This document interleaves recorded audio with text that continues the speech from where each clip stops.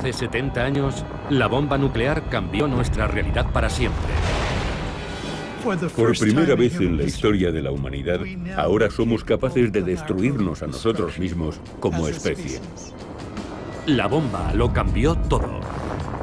Fue el detonante de la Guerra Fría. En Estados Unidos tenían que estar en alerta máxima. Esta es una alerta del mando aéreo. La bomba provoca algunas de las peores tensiones psicológicas de nuestra historia. Escalada armamentista internacional. Enfrentamientos y momentos críticos. Política, cultura, incluso sexo. Existía una especie de nerviosismo electrizante. ¡Fuego! Se crearon industrias para su fabricación. La energía atómica abre nuevos horizontes. Nuevas cámaras, películas y técnicas diseñadas para fotografiarla. Ahora, gracias a la última tecnología para restaurar las películas originales, podemos ver el increíble poder de este artefacto de otra forma. Una tecnología que cambió la existencia de la humanidad para siempre. La bomba ha desaparecido de la imaginación del público, pero aún sigue ahí. Aún seguimos viviendo bajo su sombra. A todo el mundo le afecta, es imposible esconderse. Es un problema medioambiental, es un problema político, es un problema moral. Es el problema más importante al que nos enfrentamos. La bomba.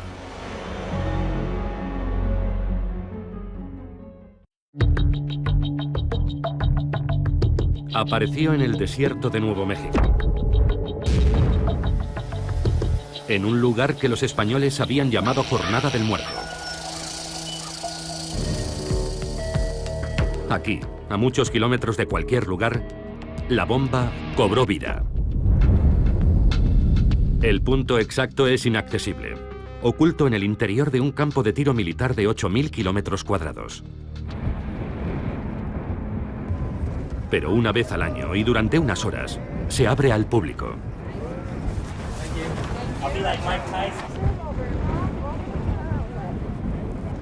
Los visitantes llegan de todas partes, como peregrinos a un santuario, para posar en el punto exacto donde comenzó la era nuclear.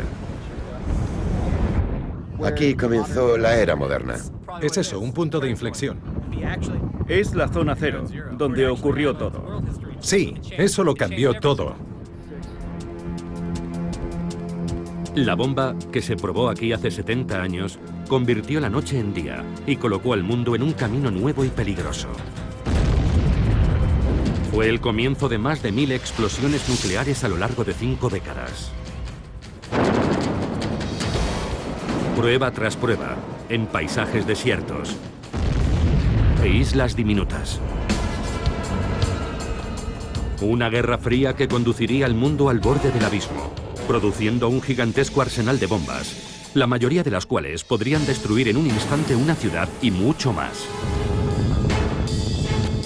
60.000 armas nucleares entre Estados Unidos y la Unión Soviética. Si algo hubiera salido mal, las consecuencias habrían sido catastróficas, no solo para una u otra nación, para toda la humanidad. Tan trascendente como el descubrimiento del fuego, la bomba marca una línea divisoria entre todo lo que existió antes y todo lo que llegó después. La guerra nuclear podría ser el fin de la civilización. Fue un cambio milenario en la historia de la humanidad. El mundo estaba amenazado.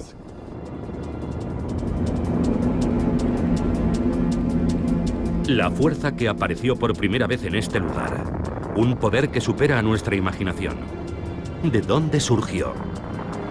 ¿Cómo empezó todo?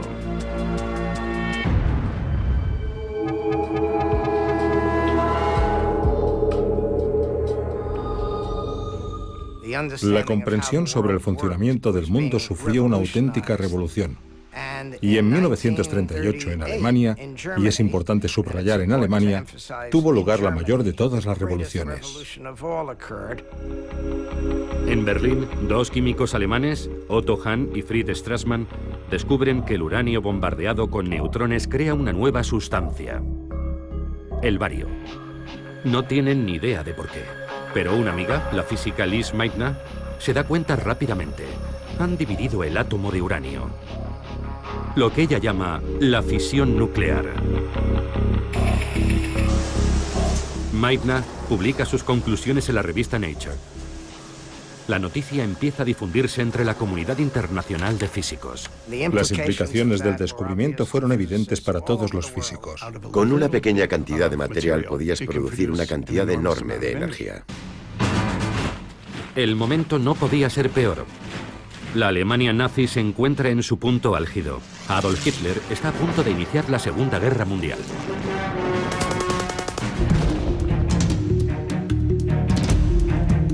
Cuando los físicos del mundo entero digieren la noticia de Lise Meitner, lo comprenden.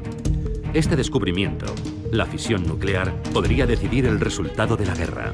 El uranio es fisible, bombardeado con un neutrón, produciendo una enorme cantidad de energía. Mucha energía. según la ecuación de Einstein. E igual a mc cuadrado. Cualquier físico sabía En todo el mundo. que podía construirse una bomba atómica Por los nazis. El descubrimiento se había realizado en Alemania y Alemania tenía muy buenos físicos. Tal vez Hitler esté fabricándola. La amenaza de que Alemania consiguiera la bomba antes era inconcebible. Quizás sea una carrera con los alemanes. De momento, la carrera solo existe en la mente de los científicos. Nadie más entiende el peligro de una bomba que todavía no existe. El físico Leo Szilard está convencido de que la única forma de detener a Hitler es conseguir la bomba antes que él. Szilard escribe una carta, una advertencia sobre el peligro de la bomba atómica nazi. Szilard pensó que la mejor estrategia era conseguir que Einstein, el famoso científico, firmara una carta para el presidente Roosevelt para que se pusieran en marcha. La carta de Szilard y la fama de Einstein logran su objetivo. El presidente Franklin Roosevelt autoriza un proyecto para investigar con uranio.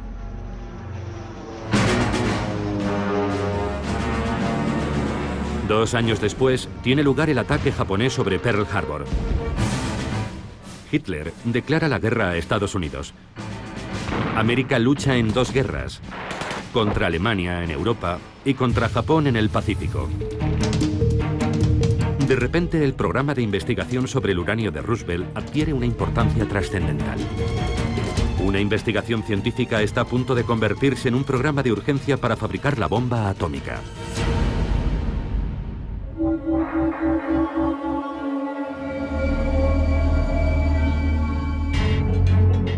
La bomba tenía sus raíces en muchos lugares, todos ellos controlados por el Cuerpo de Ingenieros del Ejército de Estados Unidos. En este edificio de Broadway, Nueva York, los ingenieros instalaron una oficina. En el piso 18, empezó a tomar forma el mayor proyecto científico gubernamental de la historia. Para mantener su verdadero propósito en secreto, el proyecto es bautizado igual que el distrito en el que está ubicado, Manhattan. Al final, más de 500.000 de personas habrían trabajado para el proyecto Manhattan. Y todas ellas serían dirigidas por este hombre, Leslie Richard Groves, ingeniero del ejército. Groves había dirigido la construcción del Pentágono y de los campos de internamiento para japoneses estadounidenses. Ahora espera impaciente un nuevo paso en su carrera, un destino en el frente del Pacífico. Pero Groves recibe una sorprendente orden de su superior. Tengo un proyecto para ti. Y Groves comprende de qué se trata. Oh, no, eso no. Groves esperaba ir al frente y está muy decepcionado. El desarrollo de una bomba imaginaria basada en unas partículas invisibles que quizá nunca funcione parece un callejón sin salida para su carrera. Pero haces lo que te dicen y lo haces con todas tus capacidades. Puso el pie en el acelerador y nunca lo levantó. Pero antes negoció un ascenso. Les dijo, tendré que ser general. Los científicos no me respetarán si soy coronel. Y se pone manos a la obra. Viernes, día 1. Compra 1.200 toneladas de mineral de uranio. Sábado. Negocia la calificación especial de máxima prioridad para el proyecto. Lunes. Se reúne con Vannevar Bush, el asesor científico del presidente. Miércoles. Viaja a Tennessee.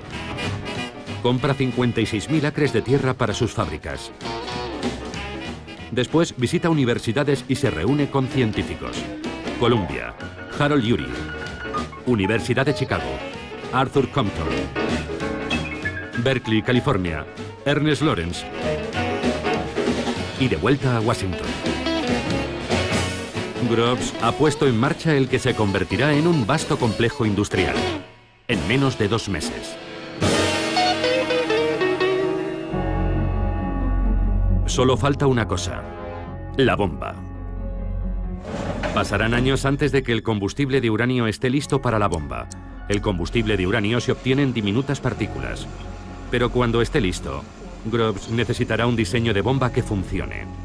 Y para eso, necesita científicos. Ya ha conocido a muchos en Columbia, Chicago, Berkeley. No hay duda de que son muy inteligentes, pero él no los soporta. Él es un militar y se produce un choque de culturas.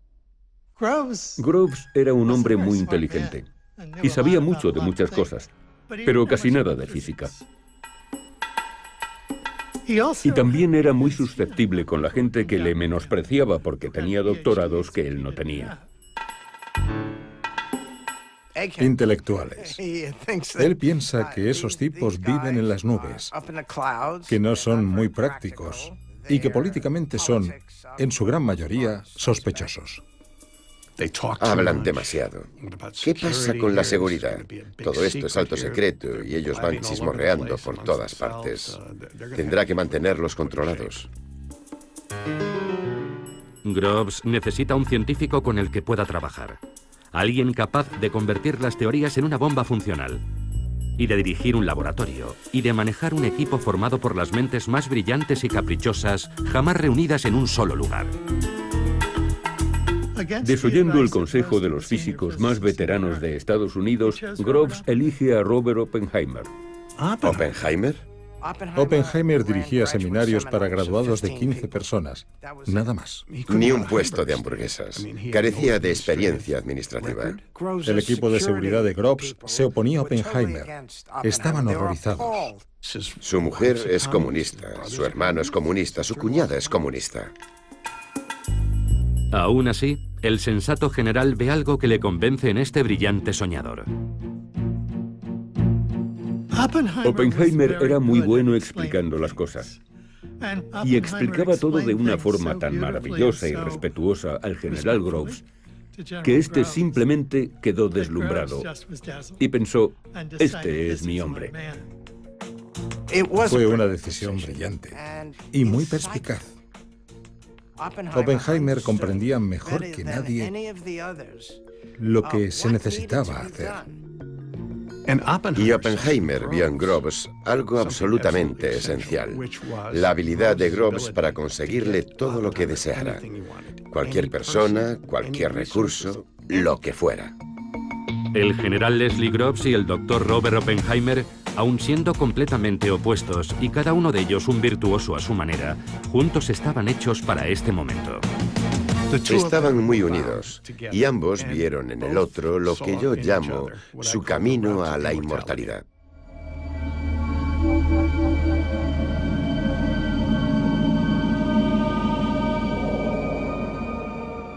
...1942. Groves ha encontrado a su científico.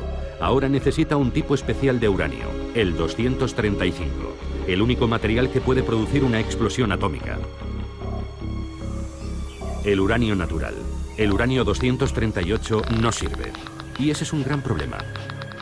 El uranio que se extrae de la Tierra solo contiene un 0,7% de uranio 235. Así que teníamos que separar el U-235 del U-238 y no puedes hacerlo mediante la química porque todo es uranio. Groves construyó un gigantesco complejo en Oak Ridge, Tennessee, para producir U-235. Pero el proceso es desesperadamente lento. Obtener U-235 en cantidades diminutas no es difícil, pero como tienes que hacerlo átomo a átomo, es una enorme tarea. Solo para una bomba se necesitan kilos de uranio. y conseguirlos átomo a átomo llevaría años. Pero el químico Glenn Seaborg encuentra otra opción, el plutonio. Puede producirse más rápidamente que el uranio en un reactor nuclear. Groves ordena construir otro complejo en Hanford, Washington, reactores para producir plutonio. Pero todo eso lleva su tiempo. Y las dos guerras van muy mal. En el Pacífico, los japoneses invaden Filipinas y obligan a 60.000 prisioneros de guerra débiles y hambrientos a caminar 100 kilómetros sin apenas comida y agua. Es la marcha de la muerte de Bataan. Si te detenías, te mataban. Si no podías dar un paso más, morías. ¿Y cómo te mataban? O te atravesaban con la bayoneta, o te disparaban, o te decapitaban. Dependía de cómo se sintieran.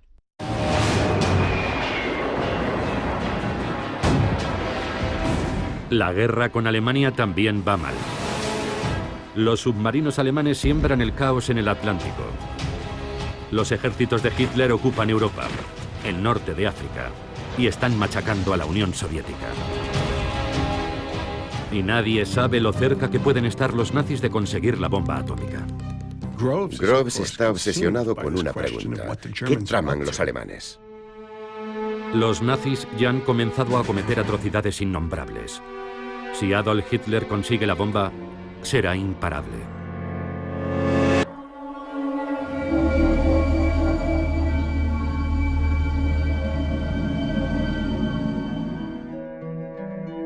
La bomba había nacido en la mente de los hombres. Pero para fabricarla necesitaban estar aislados, libres de distracciones y el mayor secreto. Aquí, en lo más profundo de las montañas Hemed, podrían seguir sus pensamientos, hacer cálculos y resolver sus ecuaciones.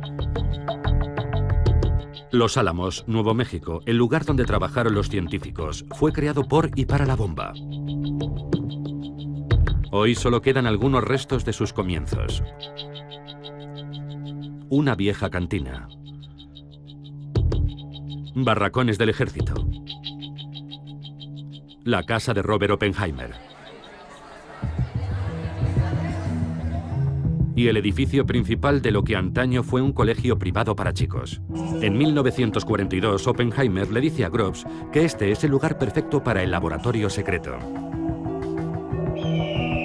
En lo alto de una colina, en medio de un bosque nacional, con tan solo una línea telefónica conectada al exterior. Está aislado. Mantendremos a esos científicos lejos de todo a lo que están acostumbrados y así podremos vigilarlos. Y cerraron el colegio. ¡Bum! Podemos empezar ya. Oppenheimer debe convencer a algunos de los mayores talentos de Estados Unidos para que se trasladen a un lugar en mitad de la nada, a vivir tras las alambradas durante un tiempo indefinido. Un buen vendedor debía convencerlos para que fueran a los Álamos, y a Oppenheimer se le daba muy bien.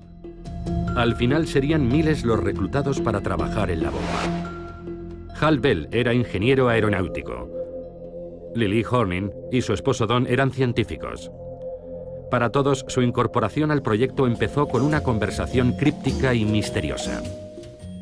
Había un comandante detrás del escritorio y dijo: tengo un trabajo muy elitista para vosotros, solo aceptamos voluntarios. Cuénteme más. Y dijo: no puedo.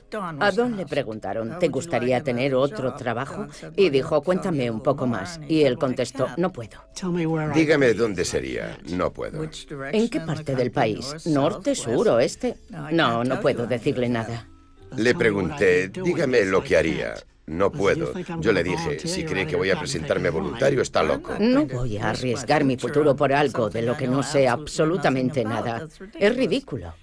Y me dijo: Horning, ¿has visto esos carteles en la oficina de correos en los que el tío Sam te señala con el dedo? A Don le pareció muy sensiblero, pero recibimos el mensaje. Al día siguiente estaba de camino a Oak Ridge. Sin embargo, incluso en mitad de una emergencia nacional como aquella, algunos activos son ignorados. Las mujeres de los Álamos llevaban los colegios, las bibliotecas, hacían gran parte de los cálculos, pero aquel era un entorno masculino. Algunas mujeres trabajaban como mecanógrafas y operadoras. Pero entre los más de 400 científicos, menos de 10 eran mujeres. Lily Horning era una de ellas. ¿Eres rápida escribiendo a máquina? Les dije, yo no escribo a máquina. ¿Y por qué crees que puedes trabajar aquí? Les dije que era licenciada en química con una maestría y un año de experiencia. Al final me ofrecieron un trabajo en el departamento de química. Cogieron a algunas mujeres, pero dejaron muy claro que no estábamos en la primera categoría. La primera lección que recibían era mantener el secreto. Oficialmente, Los Álamos no existe. Se llama Sitio Y, o La Colina. Y la bomba solo es nombrada como el artefacto. Solo necesitas saber lo suficiente para hacer tu trabajo, nada más. Y no hagas preguntas acerca de ninguna otra cosa. Todo era alto secreto, haz lo que te dicen. No me dieron ninguna información preliminar. Ellos sabían perfectamente quién era yo y por qué estaba allí. Y eso era más de lo que yo sabía. Yo apenas sabía nada del proyecto. Había oído algunos rumores acerca de que allí se construían globos, submarinos. No se hablaba de bombas, átomos, uranio. No hablabas de nada. Mi mujer no sabía lo que hacíamos. Oak Ridge, donde se produce el uranio, se había creado prácticamente de la noche a la mañana. Un año antes, esa ciudad solo era una granja. Y de repente había una gran ciudad con 70.000 habitantes, casas, calles. Los Álamos, Nuevo México, estaba mucho más aislado y menos desarrollado. Hugh Bradner, uno de los científicos de Los Álamos, tiene una cámara de cine. Las películas caseras de los Bradner nos ofrecen un valioso testimonio de la vida en Los Álamos. Su valor es extraordinario porque no existen más películas. Es una visión del interior de la instalación más secreta del mundo, en lo más profundo del lejano oeste. Muchas de esas personas procedían de medios urbanos y académicos, y aquí llevaban una vida bastante primitiva. Las condiciones de vida eran muy duras. Podías abrir el grifo y tenías tantas probabilidades de que salieran gusanos como de que saliera agua. Había barro por todas partes durante la estación lluviosa. El lado bueno eran las fiestas y que Oppenheimer era un gran director de laboratorio. Y el ponche estaba animado con alcohol puro de laboratorio. Así que se convirtió en algo muy emocionante. La media de edad es de 25 años.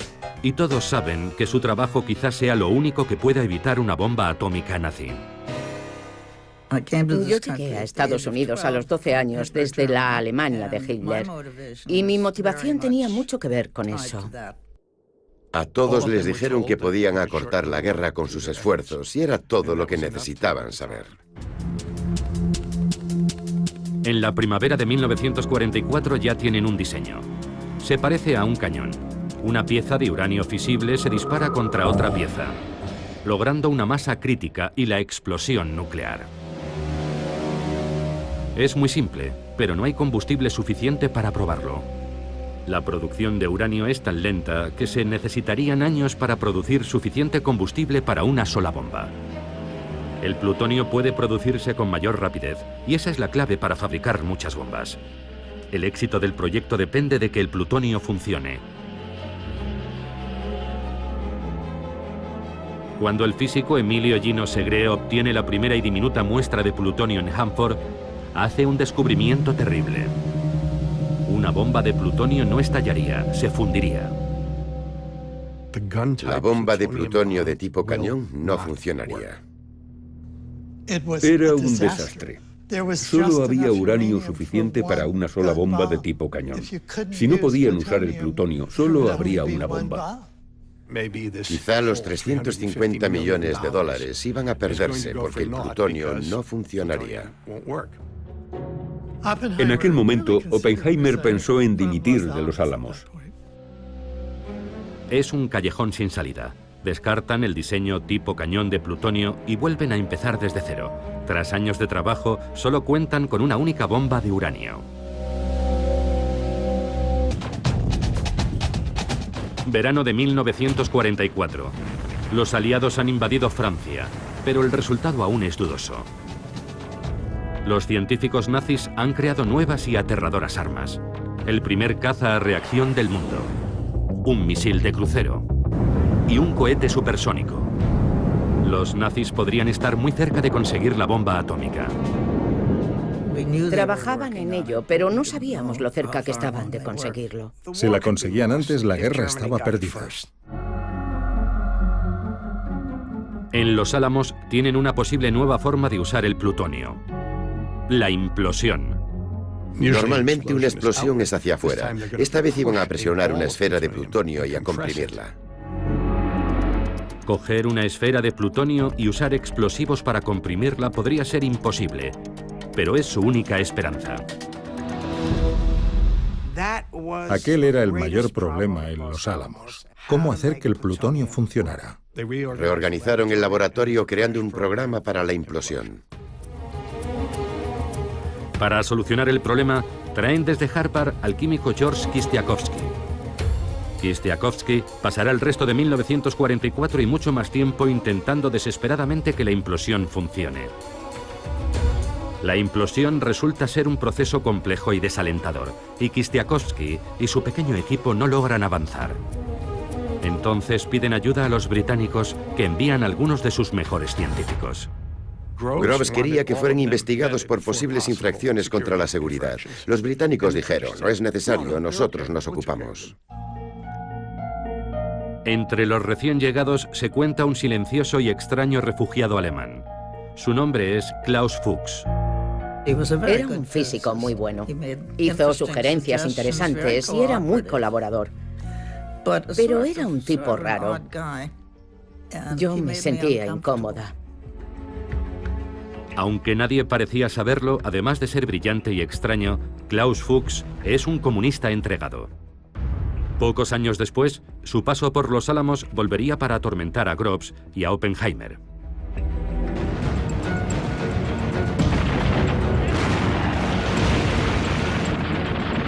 A comienzos de 1945, la guerra en Europa se encuentra en sus últimos meses.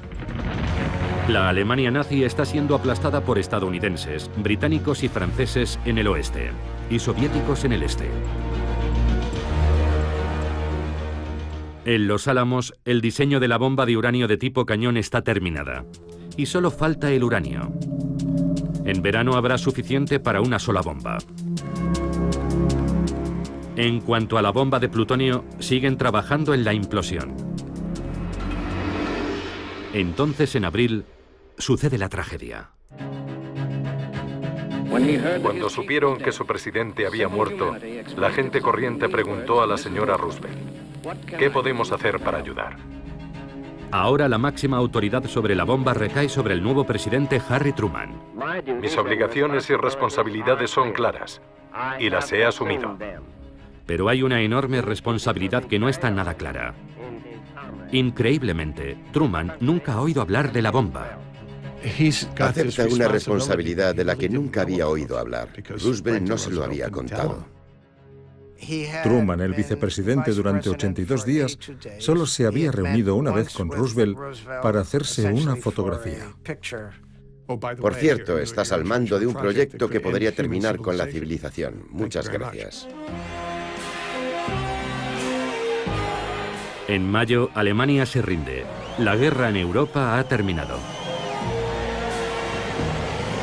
Hitler y el miedo a la bomba nuclear nazi, las dos razones por las que nació el proyecto, han desaparecido.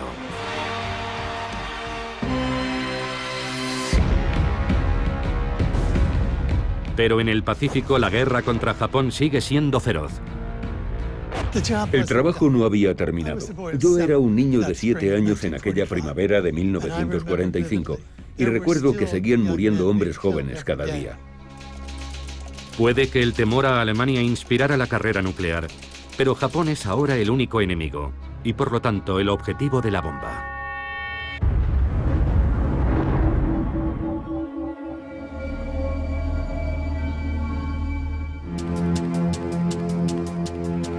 La primera bomba se llamó el artefacto. 3 años y 2.000 millones de dólares después, lo conseguían. Una esfera de 2 metros llena de baterías, componentes electrónicos, explosivos, cubierta con cables para detonarla y medir lo que pasaría. En su interior, una esfera de plutonio del tamaño de una naranja, el núcleo. Si funciona, el mundo nunca volverá a ser el mismo. Todo se decide en un ensayo en el desierto de Nuevo México. Nombre en clave Trinity. Julio de 1945. Llevan meses con los preparativos, construyendo caminos, refugios y búnkeres, kilómetros de cables. Es el mayor experimento científico de la historia. Si funciona, será la primera explosión atómica en el mundo. No tienen ni idea de lo que puede pasar. Necesitan medir, registrar, fotografiarlo todo.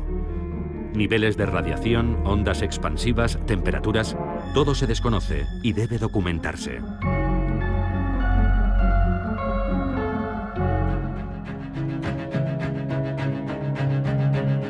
A miles de kilómetros, en Potsdam, Alemania, el presidente Truman negocia con Stalin. ¿Esconderá un as atómico en su manga? Todo depende del ensayo Trinity. Mientras, en Nuevo México, George Kistiakowsky ha descubierto un problema. Todo indicaba que la bomba sería un fracaso. Mientras lo vertían, el explosivo se había recalentado y podían haberse formado burbujas en su interior. Kistiakowsky decidió rellenar esas burbujas con explosivo líquido. Kistiakowsky tenía que agujerear el explosivo y rellenar cuidadosamente cada burbuja. El resultado dependía de su trabajo y no podían saber si funcionaría. Se realizó un ensayo el 14 de julio, una prueba con explosivo real que salió muy mal. Aquello hizo que todos se preocuparan aún más. El tiempo se agota. Lo único que pueden hacer es seguir y cruzar los dedos. Suben la bomba hasta lo más alto de una torre de acero de 30 metros. Colocan colchonetas debajo, por si acaso. Miles de personas y años de trabajo corren peligro. La última pieza crucial, el núcleo de plutonio del tamaño de una naranja, una caja de 350 millones de dólares que es trasladada en coche desde Los Álamos. En Potsdam, Truman espera. La prueba está programada para esa misma noche.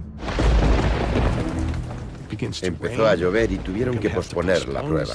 Había mucho nerviosismo. Casi todos los presentes tenían un nudo en el estómago por todos aquellos circuitos electrónicos. Había 1 millón de cosas que podían salir mal. El tiempo empeora, pero Groves se niega a rendirse. Y Groves se convierte en su propio meteorólogo y decide realizar la prueba a las 5:30. Parecía que podía aclarar lo suficiente para realizarla. Estaba empezando a amanecer. Oímos la cuenta atrás. 16 de julio de 1945. 3 años. Cientos de miles de personas. El futuro de Groves y Oppenheimer. Sus carreras están en juego. Se han gastado 2.000 millones. Ciencia teórica. Un presidente esperando. La posibilidad de poner fin a la peor guerra de la historia. ¿Funcionará?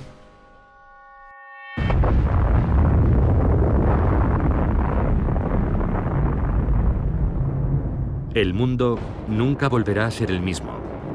Ninguno de los allí presentes lo olvidará jamás.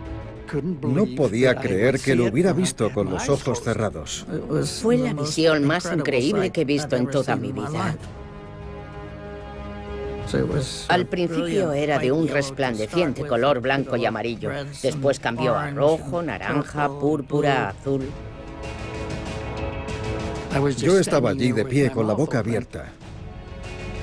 El ingeniero Jack Abbey había llevado su cámara. Abrí el diafragma al máximo. La instantánea de Jack Abbey es la única fotografía en color correctamente expuesta de aquella noche. Había comenzado una nueva era. La bomba está a punto de cambiarlo todo. Debo reconocer que no sentí nada especial, salvo una gran alegría porque había sido un gran éxito. Solo mucho después empezamos a pensar más sobre aquello. El artefacto funcionó. Y el plutonio llegaba en abundancia a los Álamos desde los reactores de Hanford. Groves sabe ahora que pueden fabricar bombas de implosión tan rápido como se produzca plutonio. En Potsdam, Truman recibe la noticia. ¿Qué hacemos con los rusos ahora? ¿Se lo decimos? ¿Qué va a pasar después de la guerra? Truman le dice a Stalin que Estados Unidos tiene una nueva y poderosa arma. Stalin apenas se inmuta, porque ya lo sabe. Klaus Fuchs se lo ha ido contando todo a los soviéticos. Stalin y sus colaboradores más próximos estaban muy bien informados sobre los progresos del proyecto Manhattan.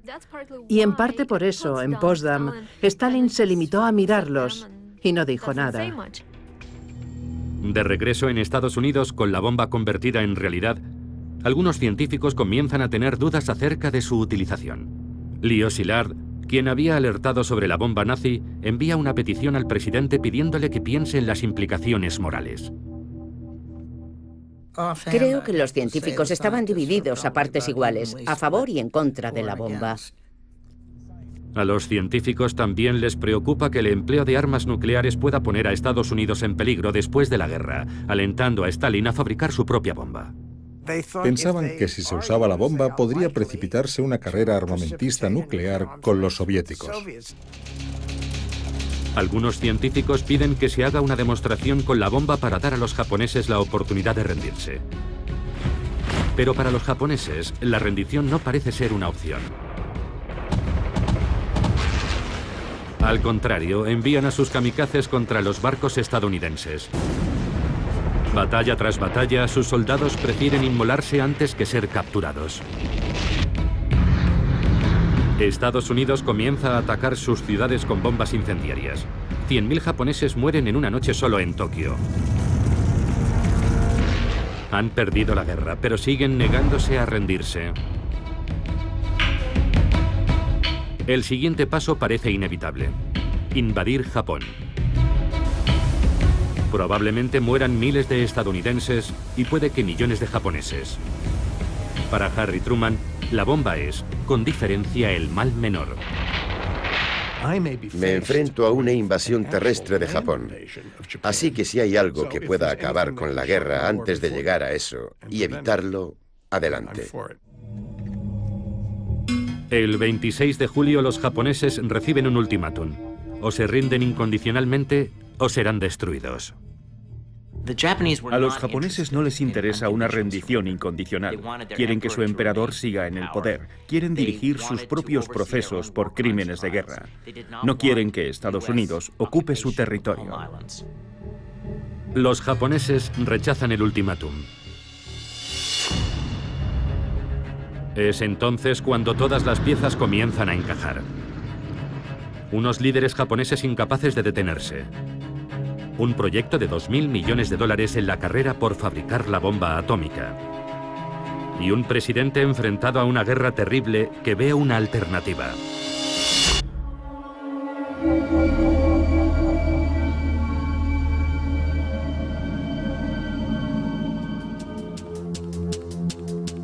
Lo que sucede a continuación, el lanzamiento de 2 bombas atómicas sobre Japón en agosto de 1945, se convertirá en la decisión más controvertida de Estados Unidos.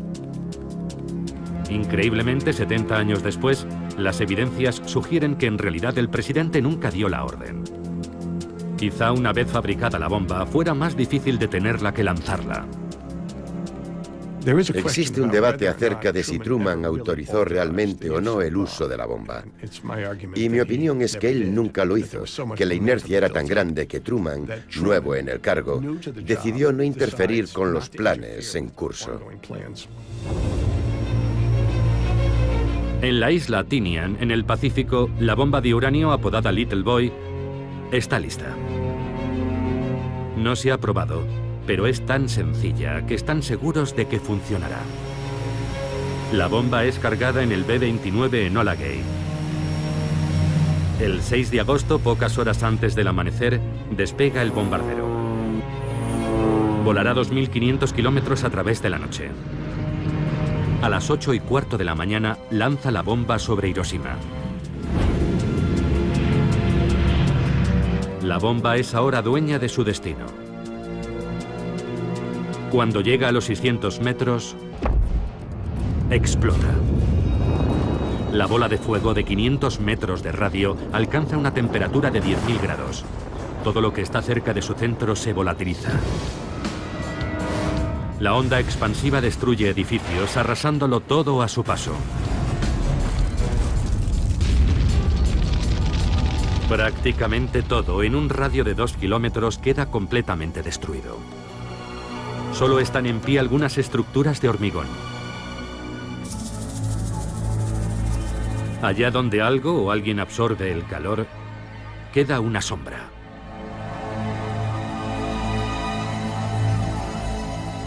Como mínimo murieron 80.000 personas.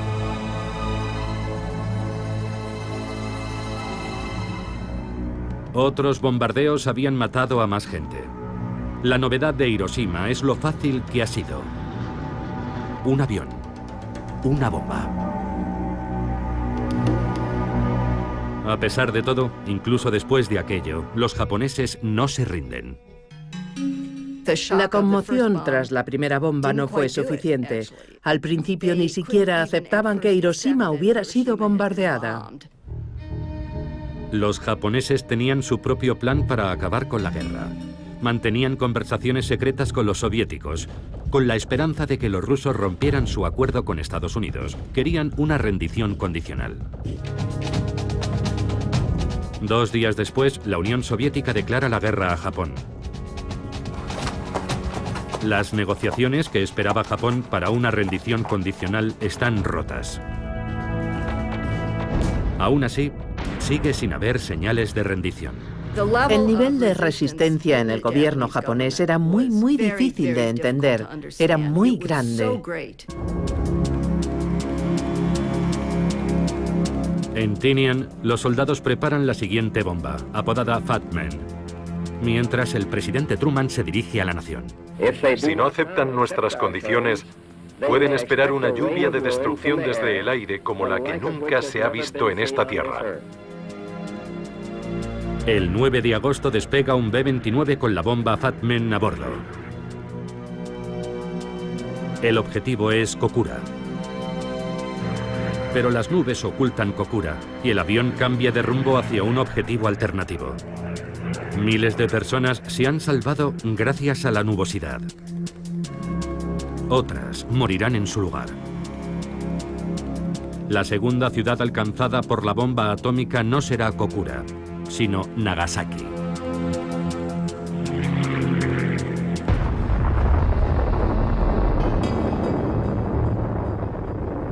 Muy cerca, en el campo de prisioneros 17, Lester Tenney ve la explosión. Vimos elevarse una nube gigantesca. Fue algo extraordinario. Era como si tuviera un pedestal. No teníamos ni idea de lo que era.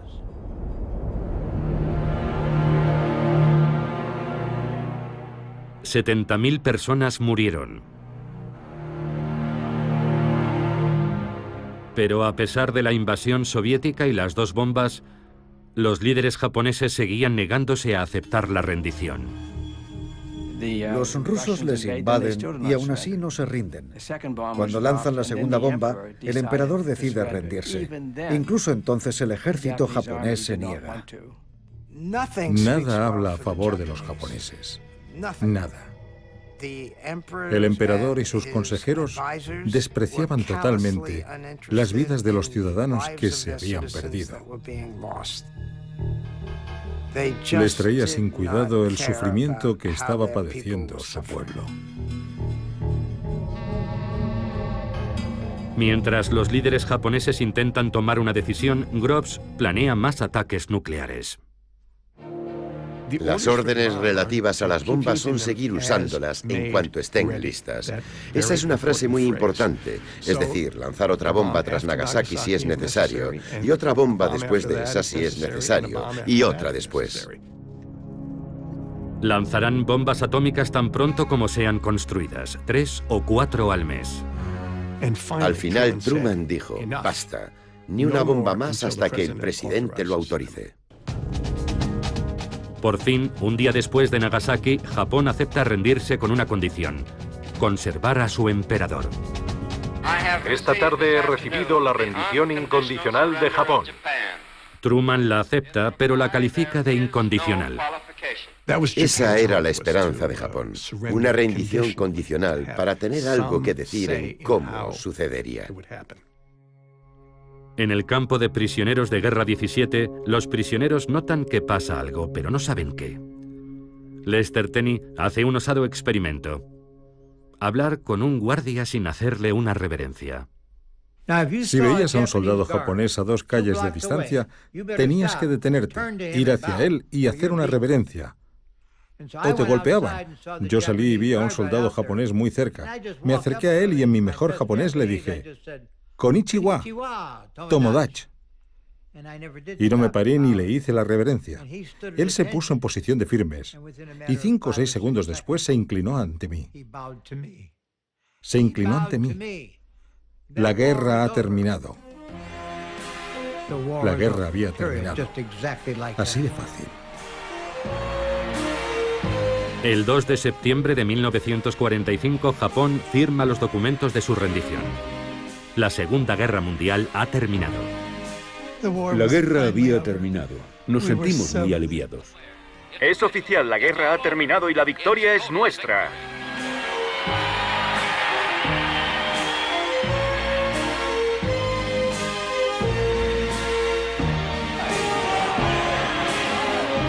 Es la hora de las celebraciones, y no solo por el final de la guerra, también por la nueva y extraordinaria bomba que ayudó a ganarla. Tras muchos años en secreto, el artefacto se convierte en la gran noticia. De repente no solo es público, también está en todos los periódicos. Compré media docena de periódicos de todo tipo, pero fue un auténtico shock.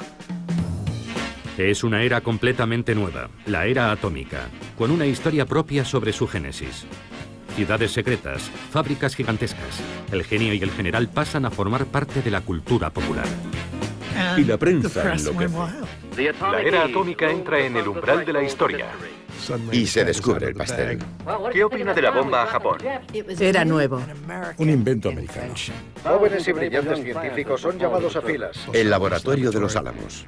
Un laboratorio secreto en Nuevo México y trabajo, trabajo y más trabajo. Aquí está, general. Plutonio. Plutonio. Uranio. Liberando una fuerza inimaginable. La energía básica del universo. Y en el centro de todo, Oppenheimer. El padre de la bomba atómica.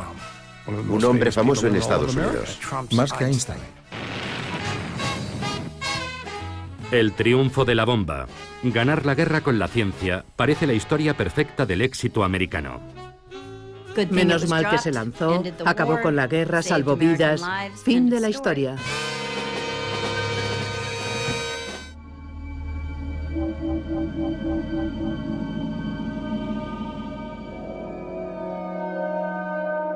La bomba parecía haber encontrado la respuesta a cómo acabar con la guerra, pero también había planteado nuevos interrogantes. La primera pregunta fue, ¿cuándo conseguirán los soviéticos una bomba? ¿Cuándo tendrán su bomba? A los que alertaron sobre el peligro de que Hitler fabricara la bomba, les preocupaba una carrera armamentista nuclear entre Estados Unidos y la Unión Soviética para fabricar las bombas más grandes y potentes. Pero era demasiado tarde. La carrera había comenzado cuando Stalin vio las fotografías de Hiroshima. De repente el proyecto sobre el papel se convirtió en realidad y las posibilidades destructivas de la bomba habían quedado claras. Los soviéticos se sentían muy vulnerables y aquello espoleó a Stalin. Tras los bombardeos de Hiroshima y Nagasaki, Stalin crea un programa urgente para crear un arma nuclear soviética. Los soviéticos tienen una inapreciable ventaja gracias al espionaje. No uno, sino 2 científicos de los Álamos eran espías. Klaus Fuchs, que era alemán, y otro estadounidense, Ted Hall, un estudiante de posgrado en Harvard. Disponer de 2 fuentes independientes en el interior de los Álamos fue un éxito increíble de su espionaje.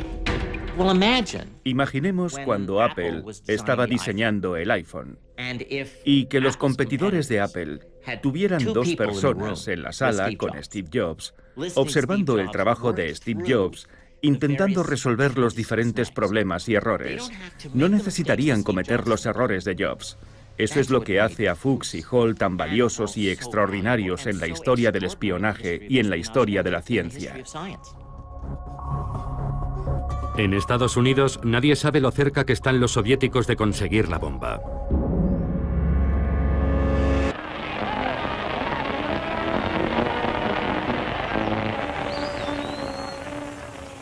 Cuando la guerra termina, los estadounidenses vuelven a la normalidad y disfrutan de la paz. Pero la bomba atómica es una incógnita que planea sobre su futuro. El proyecto Manhattan sigue operativo. ¿Qué hacemos con la bomba? ¿Cuántas tenemos? ¿Cuántas más fabricamos? En Nuevo México, los científicos esperan impacientes el momento de regresar a sus hogares y universidades. Había profesores jóvenes que tenían buenos trabajos y también había estudiantes que aún no habían terminado sus estudios. Hay que recordar que vivían en pequeñas cabañas de madera con estufas de carbón, que la comida era mala y que las calles estaban llenas de barro. En cuanto la guerra terminó, todo el mundo se marchó. La ciudad pasó de tener 3 o 4 mil personas a 1000 en cuestión de semanas. Robert Oppenheimer, cuya visión creó los Álamos, es uno de los que se marcha. El laboratorio que él había construido parecía destinado a desaparecer. Hace 70 años, la bomba nuclear cambió nuestra realidad para siempre. Por primera vez en la historia de la humanidad, ahora somos capaces de destruirnos a nosotros mismos como especie. La bomba lo cambió todo. Fue el detonante de la Guerra Fría. En Estados Unidos tenían que estar en alerta máxima. Esta es una alerta del mando aéreo. La bomba provoca algunas de las peores tensiones psicológicas de nuestra historia. Escalada armamentista internacional. Enfrentamientos y momentos críticos. Política, cultura, incluso sexo. Existía una especie de nerviosismo electrizante. ¡Fuego! Se crearon industrias para su fabricación. La energía atómica abre nuevos horizontes. Nuevas cámaras, películas y técnicas diseñadas para fotografiarla. Ahora, gracias a la última tecnología para restaurar las películas originales, podemos ver el increíble poder de este artefacto de otra forma. Una tecnología que cambió la existencia de la humanidad para siempre. La bomba ha desaparecido de la imaginación del público, pero aún sigue ahí. Aún seguimos viviendo bajo su sombra. A todo el mundo le afecta, es imposible esconderse. Es un problema medioambiental, es un problema político, es un problema moral. Es el problema más importante al que nos enfrentamos. La bomba.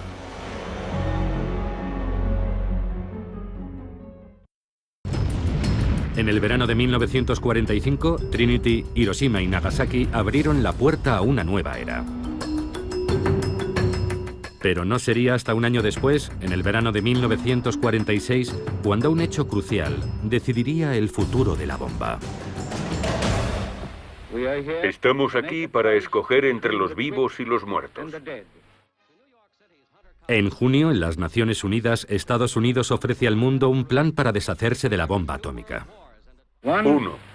La fabricación de bombas atómicas debe detenerse. 2.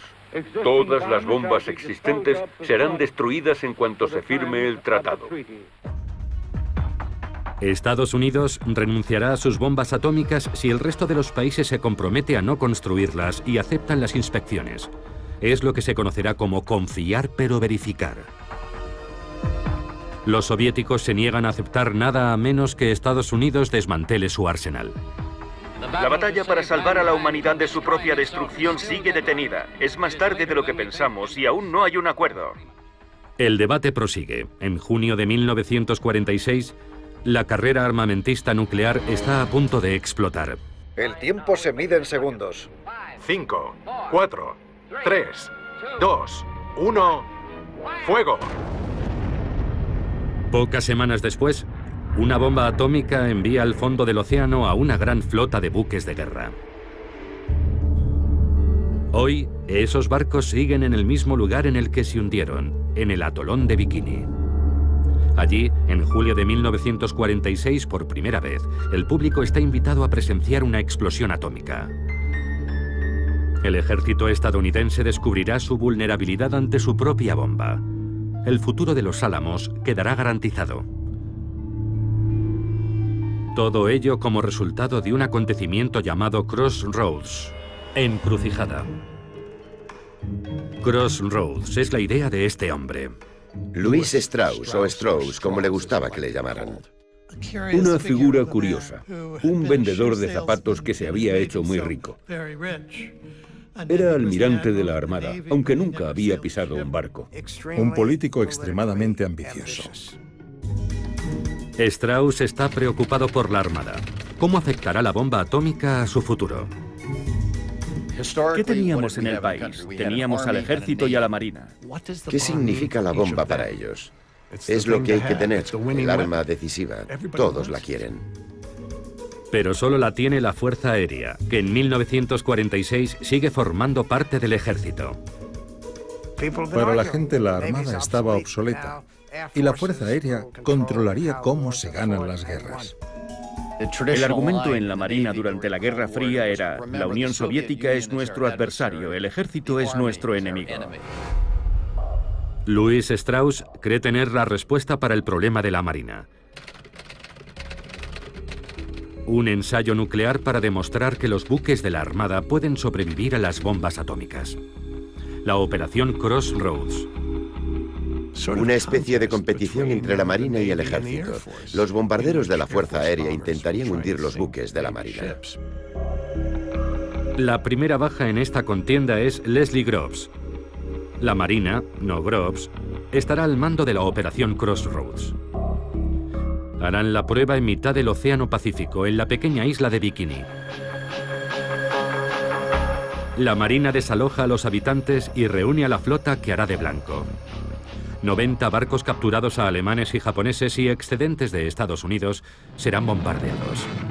Habrá 3 explosiones: Able, Baker y Charlie, una aérea y 2 submarinas. Crossroads es una operación gigantesca. $100 millones, 42.000 hombres y 240 barcos, sin contar los barcos Diana, instrumentos, cámaras, cámaras y más cámaras. Películas, kilómetros y kilómetros de película. Animales para que los médicos puedan estudiar los efectos de la bomba en seres vivos. Y reporteros de todo el mundo. Una demostración, un espectáculo. Al final todo está listo. Ha llegado el día de Able. 1 de julio de 1946 comienza el espectáculo. El bombardero El Sueño de Dave ruge al despegar. Para la primera prueba, Able se lanzará la bomba desde un avión. La escotilla de lanzamiento se abre. El avión se aproxima y lanza la bomba.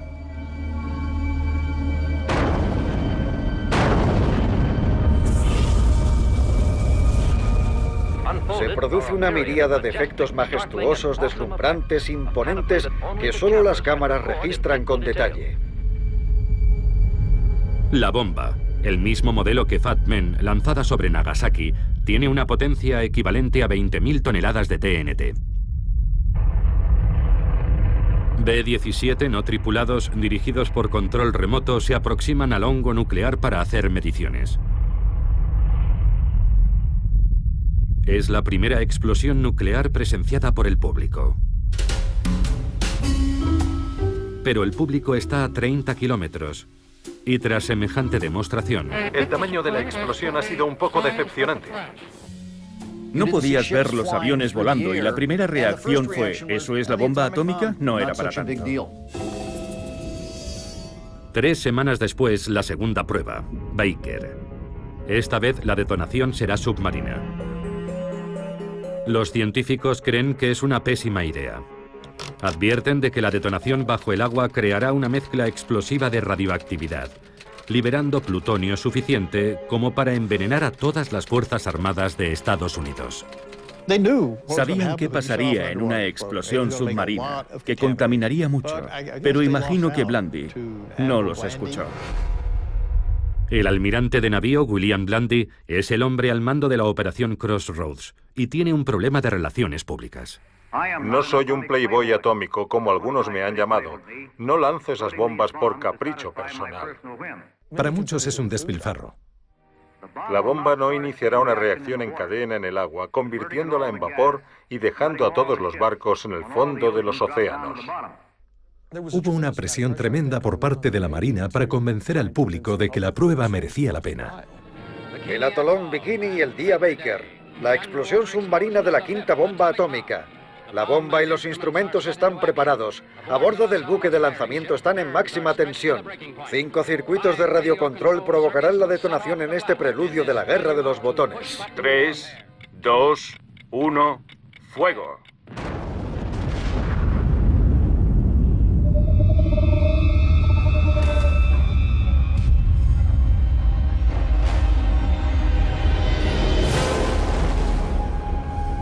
La onda expansiva submarina es claramente visible. Solo en el primer segundo se elevan en el aire 2 millones de toneladas de agua marina. En su ascenso, el agua crea una columna de casi 1 kilómetro de altura. Después, vuelve a caer. El agua que cae del cielo provoca un muro similar a la nube de agua que se crea en la base de una catarata. La avalancha de casi 300 metros de altura cubre por completo los barcos Diana. Nadie había visto nunca nada parecido. La potencia brutal y la magnitud de una bomba atómica. Pero hasta ese momento, los resultados parecen muy buenos para la Marina. 75 buques han sobrevivido, hundiéndose menos de 20. La Armada sentía que había superado la prueba y Blandy dijo, la Armada puede resistir la bomba atómica. La Armada planea llevar marineros a los barcos y regresar triunfalmente con ellos a Estados Unidos. Pero hay un problema. Al principio los daños parecían escasos, pero luego la historia cambió. La ola de 300 metros que había empapado los barcos era altamente radiactiva. Los barcos están contaminados. Los contadores repiquetean violentamente. La zona está llena de mortíferos rayos gamma, neutrones y otros rayos letales, y no existe protección contra el terrible asesino invisible. Al principio, la Marina simplemente no puede creerlo. No puedes oler la radiación ni sentirla, y aquellos marinos de la Armada volverían a sus barcos sobreviviendo a la bomba. No tienen ni idea de qué hacer a continuación. La ignorancia era absoluta. No existía ningún plan real de descontaminación.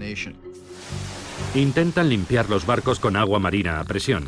El problema es que esa agua marina es extremadamente radiactiva. Y cuando los marineros vuelven para cambiarse de ropa, contaminan sus propios barcos. Stafford Warren, doctor de la Marina y oficial al mando de la protección radiológica, intenta cancelar la operación.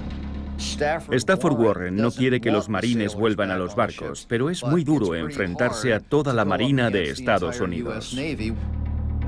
Desesperado, Warren saca un pez de la laguna y lo coloca encima de un trozo de película fotográfica. El pez es tan radiactivo que él solo vela la película. La luz es por la exposición de la película a la radiación. Finalmente, el almirante Blandy y la Marina se convencen. La operación Crossroads se suspende. Fue el primer desastre nuclear de la Tierra. Solo 9 barcos pudieron ser descontaminados con éxito.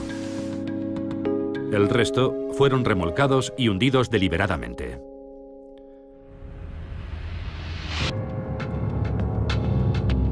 La Fuerza Aérea seguirá siendo de momento la principal poseedora de la bomba.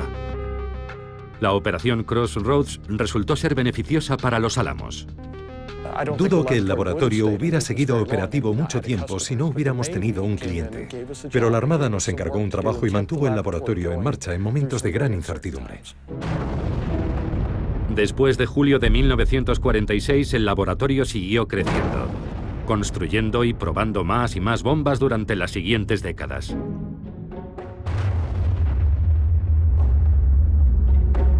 Crossroads también se convirtió en parte de la cultura popular. Incluso hoy, el lanzamiento Baker continúa siendo la imagen más duradera del poder de la bomba atómica.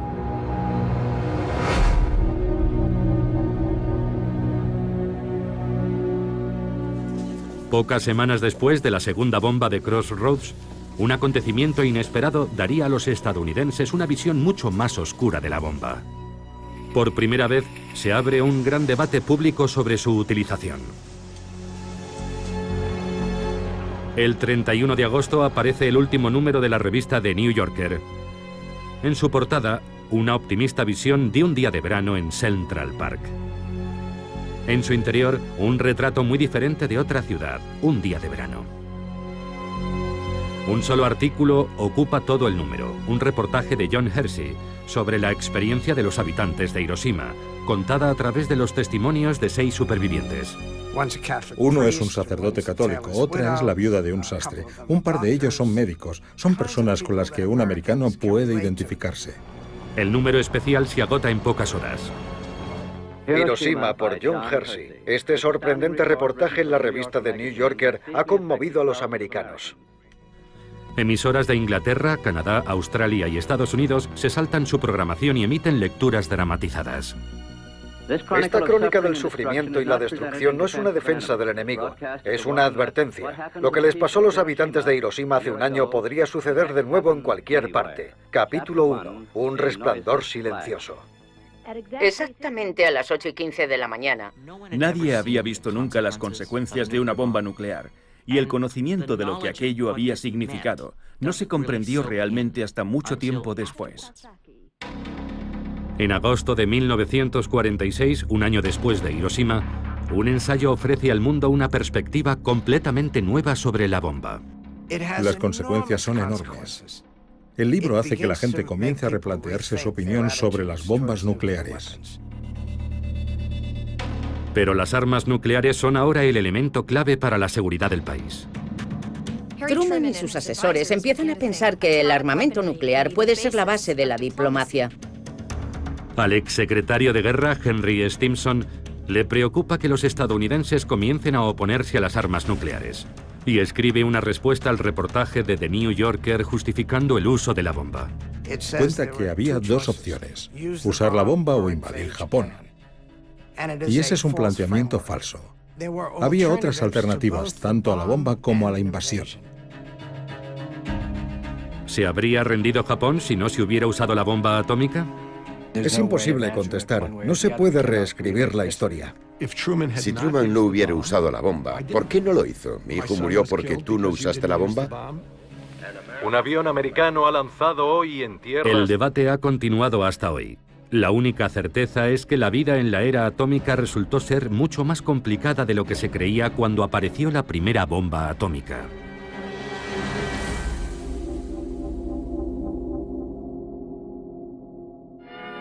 Sí, el átomo pronto iluminará nuestras ciudades y nos ayudará a fabricar electrodomésticos más fiables e indispensables. El público visitó la exposición atómica para comprenderlo. La bomba poseía cierta mística, tanto aterradora como estimulante.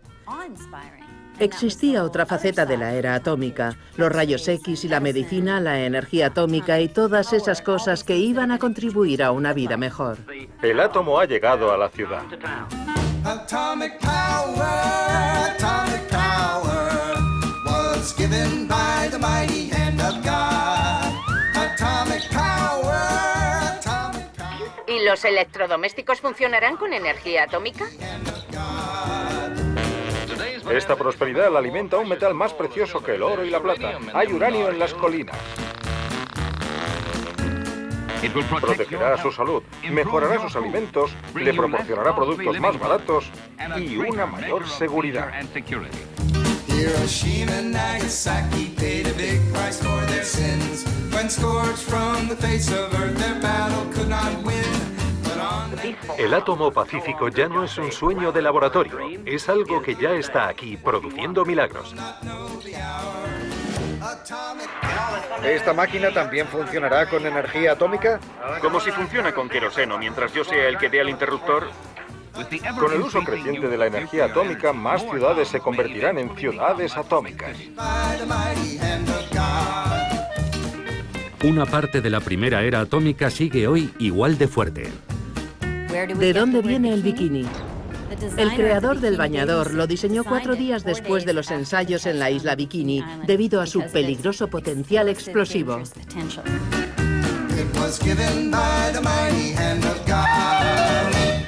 Mientras el país se adapta a la vida en la era atómica, los científicos de la primera ciudad atómica trabajan en la actualización del artefacto que supuso el comienzo de todo.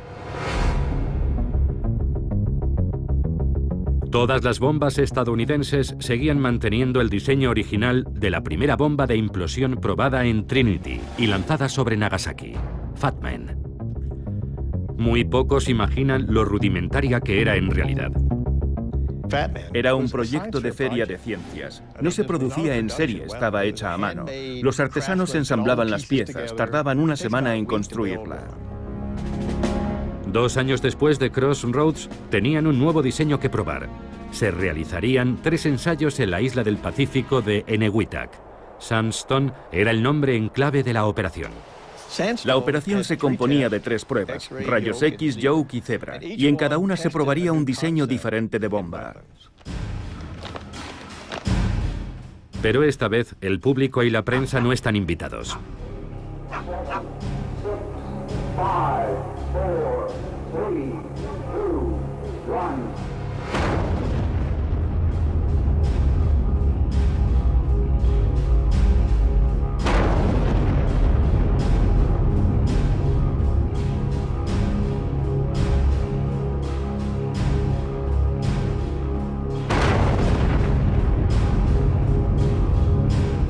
Sandstone es el final de una era. En enero de 1947, la bomba pasa a estar bajo el control de la autoridad civil, gestionada por la Comisión de la Energía Atómica, CEA. Enseguida sustituirán la bomba artesanal Fat Man por un nuevo modelo, la primera bomba atómica fabricada en serie. Se crea un nuevo laboratorio para fabricar las bombas que los Álamos diseñan. Es el comienzo del complejo armamentístico nuclear estadounidense, un gigante industrial que va a dirigir la fabricación de bombas y los ensayos nucleares durante décadas, a través de las diferentes administraciones y hasta el final de la Guerra Fría.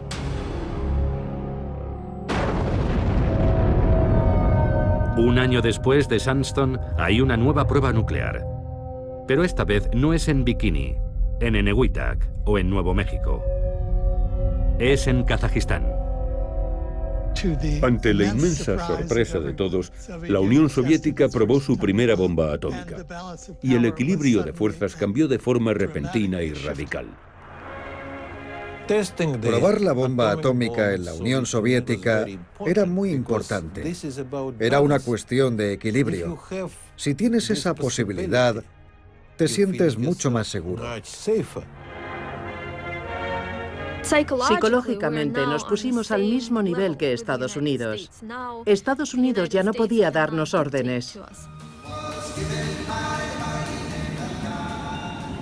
Si el poder del átomo había sido un regalo de Dios a Estados Unidos, ahora también se lo había dado a sus enemigos.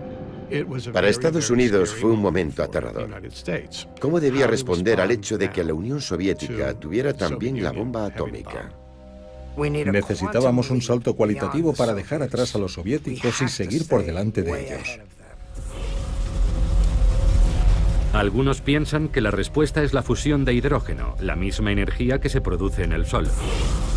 Una bomba de hidrógeno o bomba termonuclear sería mucho más potente que una bomba atómica. No existe ningún límite teórico para la potencia de la bomba que puedes hacer. El principal defensor de la bomba de hidrógeno es el físico Edward Teller. Teller es bastante vanidoso y con razón, porque es un tipo muy inteligente, pero es muy difícil llevarse bien con él. Era muy creativo. Cuentan que tenía 10 ideas nuevas cada día. Una idea al mes está muy bien, pero él tenía 10 cada día. Siempre estaba dando vueltas a la idea de avanzar un paso más, desde la bomba atómica hasta la bomba termonuclear. Yo creo que tuvo mucho mérito que insistiera en ello y que lo defendiera. Pero nadie sabe cómo fabricar una bomba de hidrógeno. Incluso podría ser algo imposible de fabricar. Sabíamos hacer bombas atómicas, podíamos llenar almacenes, pero no sabíamos hacer bombas de hidrógeno. ¿Por qué dejar de producir algo seguro para hacer algo que no sabes si funciona? Es más, algunos científicos creen que ha llegado el momento de salvar al mundo, decidiendo parar. Podría haber sido un punto de inflexión. Podemos buscar la bomba de hidrógeno, pero no tenemos que hacerlo. Podemos enviar un mensaje positivo a la comunidad internacional y presionar a los soviéticos para que no sigan construyendo armas nucleares. Podemos dar un buen ejemplo. 2 meses después de la bomba atómica soviética, un comité dirigido por Robert Oppenheimer se pronuncia de forma unánime en contra del programa de urgencia para la bomba de hidrógeno. Louis Strauss y Edward Teller están furiosos. Pero la última decisión corresponde al presidente Harry Truman. La bomba de hidrógeno implicaba que Estados Unidos se impusiera límites sin tener capacidad para controlar a los soviéticos. Los soviéticos habían demostrado que podían construir la bomba atómica. Aquello suponía asumir un grave riesgo para el presidente. Los soviéticos parecían decididos a expandirse. Ya controlaban el este de Europa. En 1948, aíslan el oeste de Berlín intentando hacerse con el control. Para Harry Truman, la respuesta es obvia. La contención. Contener a la Unión Soviética, impedir su expansión, impedir que crezca o que consiga más influencia, porque si no lo hacemos avanzarán y avanzarán hasta que los tengamos en nuestras cocinas. Tenemos que avanzar en nuestro trabajo con otros países y reforzar nuestras defensas comunes. Nos une nuestro odio a la esclavitud comunista. A finales de enero de 1950, Truman anuncia que Estados Unidos fabricará la bomba de hidrógeno. Truman decide responder con un arma más potente y destructiva. Es el comienzo de la carrera armamentista. Es el comienzo de una escalada que durará décadas. Pocos días después de que Truman aprobara la bomba H, el físico Klaus Fuchs, que había trabajado en Los Álamos, es detenido por espionaje. Se sugiere que el sistema tiene filtraciones y hay que tapar esas fugas.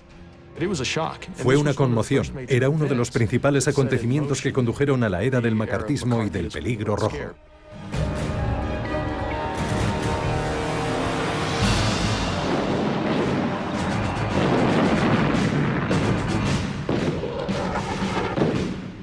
Cinco meses después, el Estado comunista de Corea del Norte, ayudado por la Unión Soviética, invade Corea del Sur, un país aliado.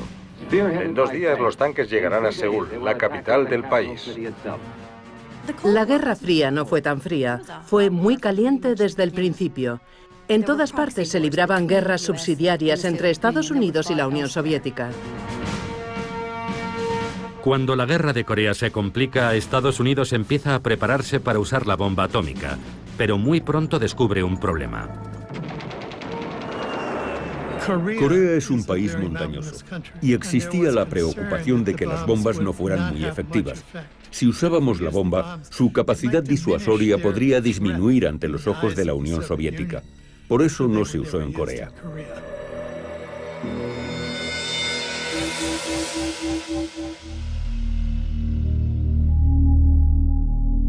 La guerra de Corea se eterniza y los soviéticos siguen haciendo pruebas atómicas con bombarderos.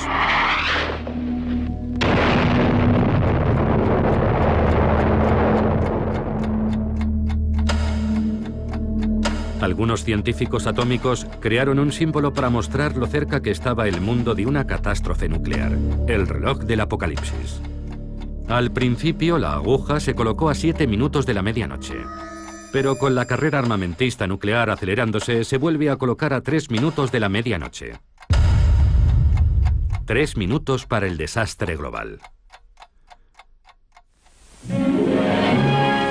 Con la amenaza de los bombarderos soviéticos cargados de bombas atómicas, los americanos tienen que acostumbrarse a la nueva realidad.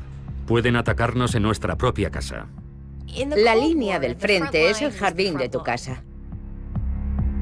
Tienes que saber cuidar de ti mismo. ¿Y cómo se hace?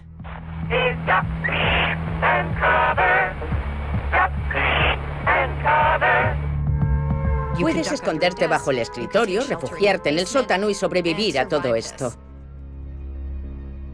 Nuestro Congreso deja la responsabilidad en la iniciativa personal. El gobierno hace pruebas para saber qué le ocurriría al americano medio. Comencemos con los refugios. Podría salvarnos la vida si estamos lo bastante lejos de la zona cero.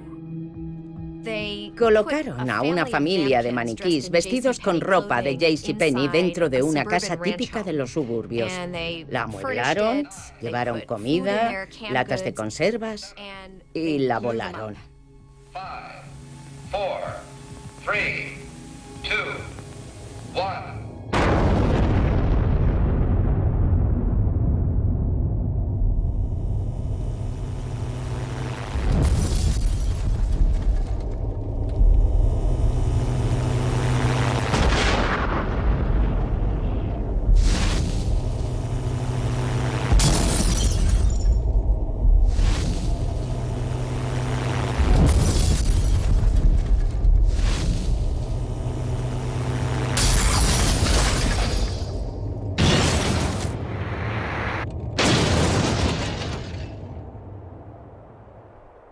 De hecho, los maniquís terminaron desmembrados de las formas más variadas. Pero la lección que Defensa Civil extraía de todo eso era que si tomabas las debidas precauciones, podías sobrevivir. Pero solo si haces lo correcto. Una casa descuidada es una casa que podría estar condenada en la era atómica. Este es el resultado del ensayo de Defensa Civil para descubrir los efectos de una explosión atómica. La casa de la derecha es un horror. Madera vieja y sin pintar. Observen todos esos papeles, hojas y basura en el patio. Señales de una casa carente de cuidados. La casa de en medio perfectamente cuidada con el patio limpio. Veamos lo que sucedería en un ataque.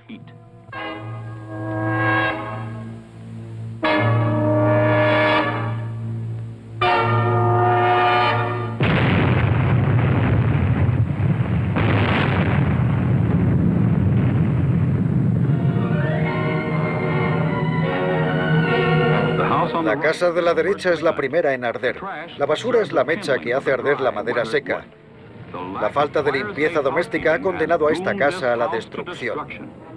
La casa de en medio, limpia, pintada y arreglada, tras el mismo ataque atómico, no llega a arder. La idea era que si limpias tu patio y no hay basura ni nada parecido, tú también puedes sobrevivir a una explosión nuclear. Es tu elección. La recompensa podría ser la supervivencia. Y es tu responsabilidad, no la del gobierno. El gobierno no puede hacerlo por ti, tú tienes que cuidar de ti. Y si no lo haces, si resultas herido, es tu culpa. Aunque limpiar podría no ser suficiente. Quizá tenga que hacer algunas reformas. Bueno, me alegro de que bajéis a ver mi refugio nuclear. Anoche acabé de pintarlo.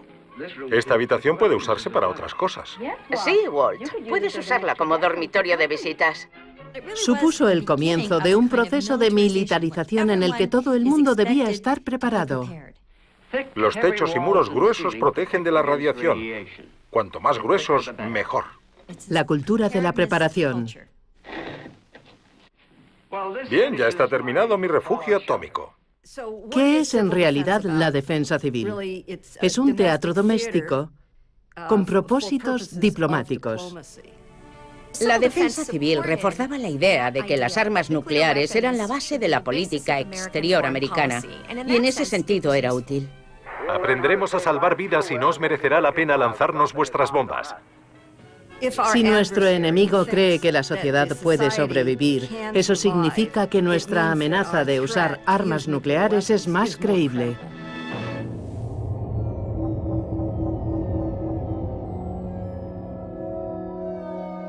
Mientras el gobierno intenta convencer al público de que es posible sobrevivir a la guerra nuclear, en el Pacífico los científicos se disponen a probar el primer prototipo de lo que Edward Teller llama la superbomba, la bomba de hidrógeno. La prueba es secreta, pero se graba una película ahora desclasificada.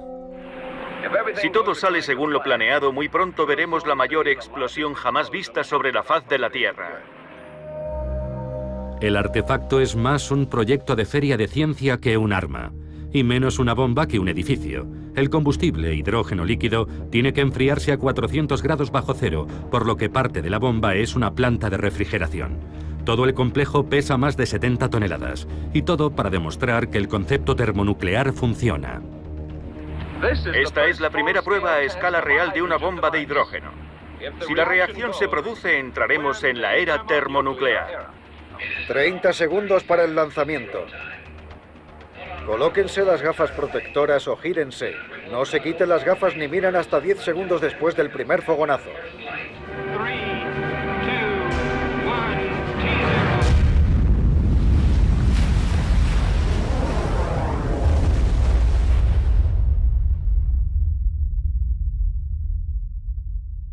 La potencia de la explosión es similar a la de 10 millones de toneladas de TNT. Es 600 veces más potente que la bomba que destruyó Hiroshima.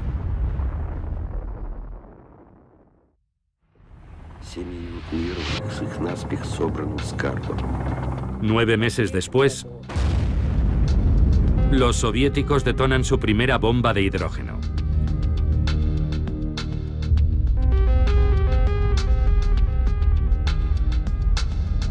Es menos potente que la bomba H americana, pero es lo bastante pequeña como para poder ser lanzada desde un avión.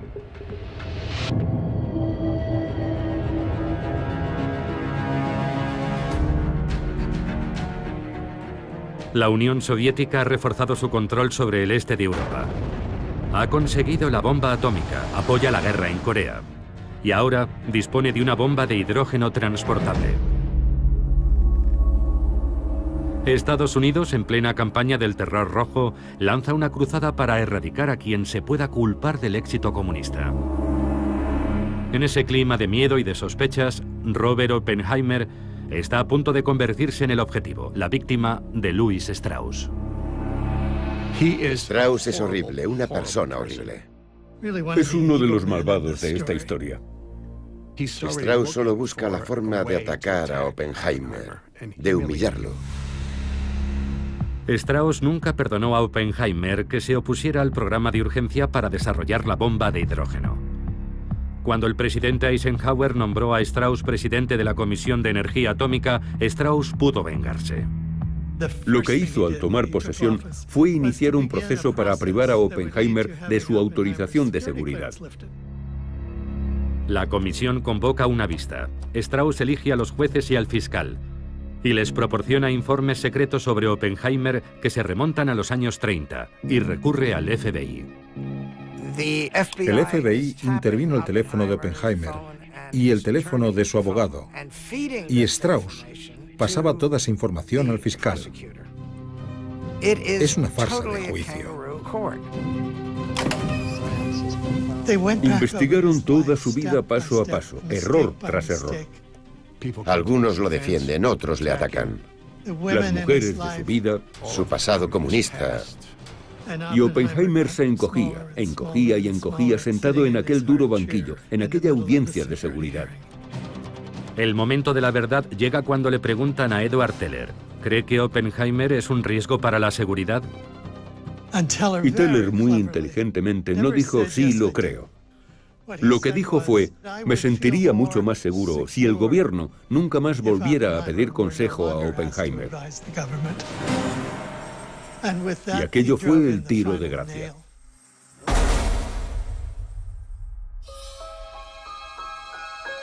El padre de la bomba atómica es despojado de su autorización de seguridad y expulsado del gobierno para siempre. Era la época de la caza de brujas. A mí me pareció repugnante, francamente. Consiguieron justo lo que sus enemigos querían conseguir. Aquello le destrozó. Lo mató espiritualmente. Pero Teller tuvo que pagar un precio. El odio hacia Edward era tan denso que podía cortarse con un cuchillo. Creo que los colaboradores más próximos a Edward, al menos en Los Álamos, le despreciaron por ello el resto de su vida.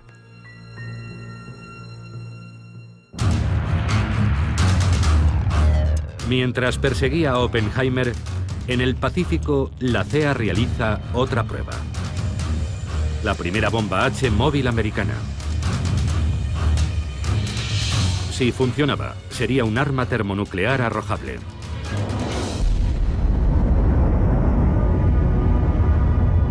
El 1 de marzo de 1954 queda demostrado que la bomba sin duda funciona, aunque demasiado bien. Debido a un error de diseño, es el doble de potente de lo calculado. 15 megatones, el equivalente a 15 millones de toneladas de TNT. Aproximadamente 1000 veces más potente que Little Boy. Es una bomba gigantesca. El hongo atómico alcanza los 25.000 metros de altura, esparciendo su radiactividad por la atmósfera. La lluvia radiactiva contamina islas habitadas y un barco pesquero japonés, irónicamente llamado Dragón Afortunado. Uno de los pescadores japoneses muere. Más de 200 isleños enferman. La prueba secreta se convierte en un incidente internacional por la lluvia radiactiva. Llamó la atención de la opinión pública mundial sobre las pruebas nucleares atmosféricas. ¿Deben realizarse esas pruebas? Cuando se hace, los vientos arrastran la radiactividad, exponiendo a todo el mundo a la radiación. La increíble potencia de la bomba H demuestra la futilidad de la defensa civil. La preocupación antes de la bomba de hidrógeno era, ¿podemos protegernos? Lo que demuestran las pruebas con bombas de hidrógeno es que tal vez no exista defensa posible, salvo huir. Se calcula que en Nueva York morirían más de 4 millones.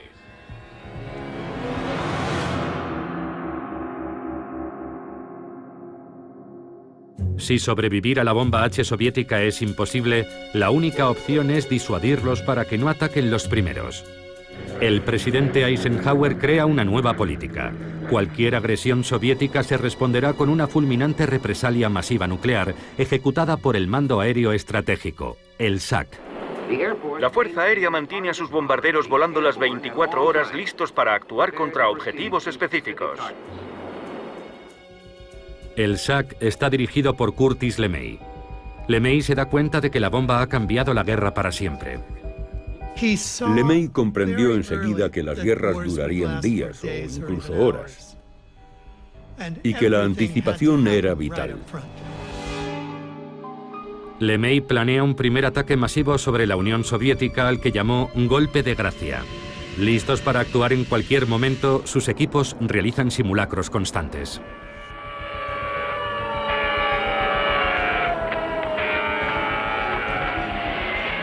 Los B-47 y B-52 despegan desde todas las bases. De repente había 90 aviones despegando desde aquella base cargados de bombas nucleares. Y no sabías si era para una misión real o no. Todo era alto secreto. No recibías instrucciones hasta que estabas volando. Y en otras 10 bases pasaba lo mismo. Los aviones se dirigían a la Unión Soviética y a menos que la Unión Soviética se retirara de inmediato, no había vuelta atrás. Este teléfono rojo activa la línea directa del SAC con sus bases en los 4 continentes. La represalia masiva supuso que la defensa estuviera controlada cada vez más por la Fuerza Aérea. La Fuerza Aérea controlaba el 47% del presupuesto nacional de defensa, y la Marina y el Ejército empezaron a pensar, será mejor que consigamos también bombas atómicas. La competencia entre los diferentes cuerpos hace que el arsenal nuclear americano crezca y se diversifique. El laboratorio de Los Álamos estaba feliz de hacerlo y los militares de pagarlo. Pedían algo y respondían, sin problemas. Las armas nucleares eran contempladas como armamento convencional. ¿Cuántos tipos podemos fabricar? Bombas grandes, pequeñas, ojivas grandes, pequeñas. Artillería nuclear para el ejército de tierra. incluso mochilas nucleares individuales, una forma de evitar que 1000 tanques soviéticos invadieran Alemania. Un artefacto nuclear será detonado aquí 26 minutos antes del ataque. Bloqueando avenidas de entrada, provocando inundaciones, cráteres, corrimientos de tierra, atacando autovías, ferrocarriles o puentes. Demoliciones con munición atómica. Al final, la presión por hacer una versión nuclear de cualquier cosa termina descontrolándose. Había un bazooka nuclear que probablemente era merecedor del premio a la idea más ridícula. La detonación es perfecta, liberando su letal radiación. Algunos físicos dijeron que se podía fabricar una granada de mano nuclear. El único problema era encontrar a alguien lo bastante estúpido para lanzarla. Así llega a su apogeo el arsenal atómico americano. En 1947 teníamos un arsenal de 13 bombas. En 1953 supera las 1100. A finales de los 60 teníamos más de 31.000 armas nucleares, de 36 tipos diferentes. Yo me preguntaba, ¿de verdad se necesita todo esto? Creo que la mayoría de los militares pensaba que sí. Y creo que la principal razón era política. Ya sabes, tenemos más que tú. El último ejemplo del "tenemos más que tú" llegó en octubre de 1961. Los soviéticos detonan la bomba más potente de la historia. La bomba del zar. 50 megatones. 50 millones de toneladas de TNT. El piloto dijo que el fuselaje se había alabeado dramáticamente. Nunca más volvió a volar. Dijo que había hecho su trabajo por la madre patria y se retiró. Pero no sirve para nada, salvo por su simbolismo. Una bomba tan potente carece de utilidad. No matas a más gente con una bomba gigante que con 2 bombas pequeñas. Había 2 superpotencias y tenías que impedir que la otra disparara antes. Y la única forma era siendo tan fuerte que si ellos atacaban primero, tú los aniquilaras. La destrucción mutua asegurada era una locura. Mirando hacia atrás, creo que lo era. Aunque por otro lado, siendo las dos partes tan fuertes y sabiendo que podían destruirse mutuamente,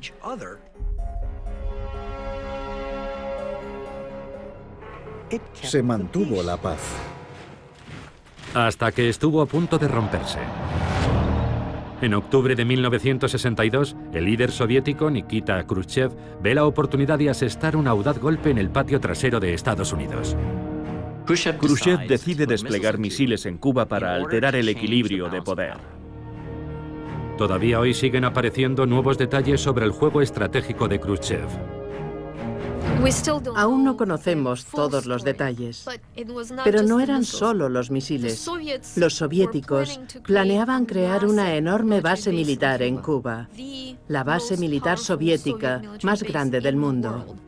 Khrushchev pretendía cambiar por completo el mapa de la Guerra Fría, radicalmente, sin precedentes.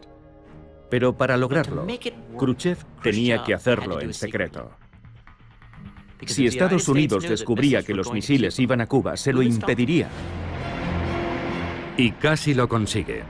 Pero antes de que los soviéticos puedan completar su despliegue, un avión espía estadounidense descubre el plan. El enfrentamiento comienza con un discurso.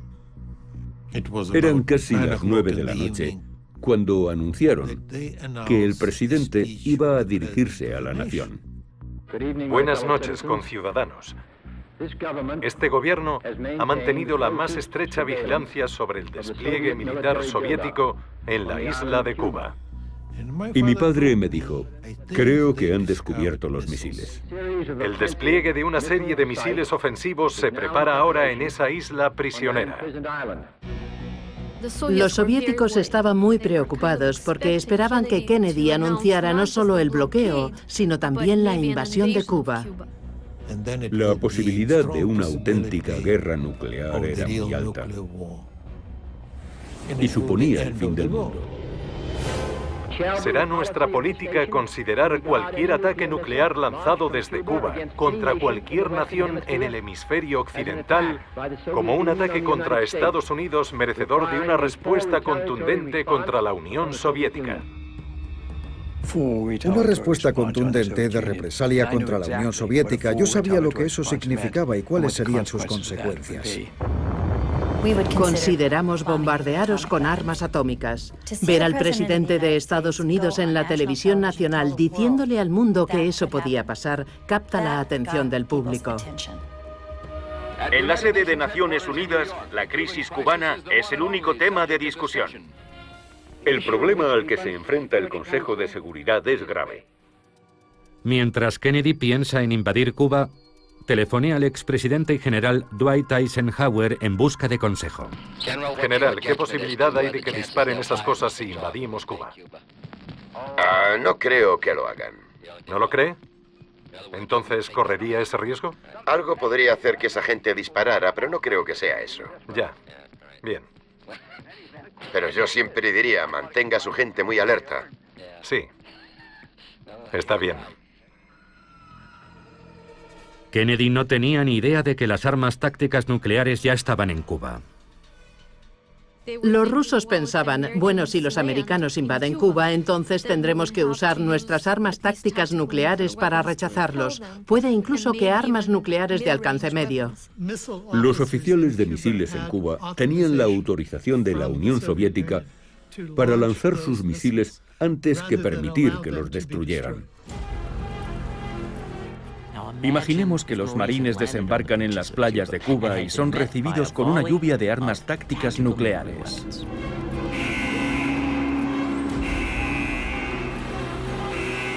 Fueron unos días terroríficos. Yo estaba convencido de que iríamos a la guerra. Cada vez que entraba en aquella sala pensaba que aquel sería mi último día en la Tierra.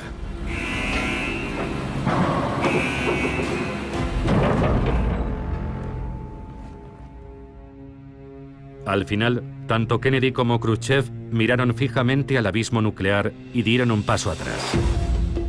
Los dos líderes tomaron el control de la crisis y decidieron: no empezaremos esta guerra. Intentaremos resolver esto con la diplomacia. Es una verdadera historia de aprendizaje cuando se dan cuenta de cuáles serían las consecuencias. Khrushchev cambió totalmente su posición, de forma radical, muy rápidamente.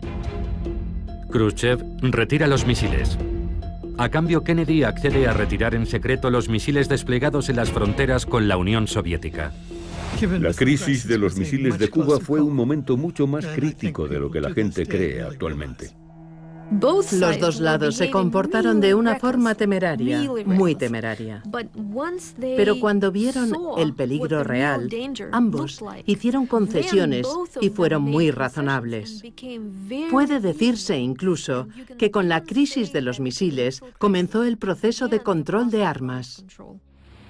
El presidente de Estados Unidos firmará ahora los instrumentos de control de este tratado. 9 meses después de la crisis de los misiles, Estados Unidos, la Unión Soviética y Gran Bretaña firman el primer tratado de prohibición de ensayos nucleares. Se prohíbe las pruebas con detonaciones atmosféricas en el espacio y submarinas. Y un año después se establece la primera línea directa entre Washington y Moscú.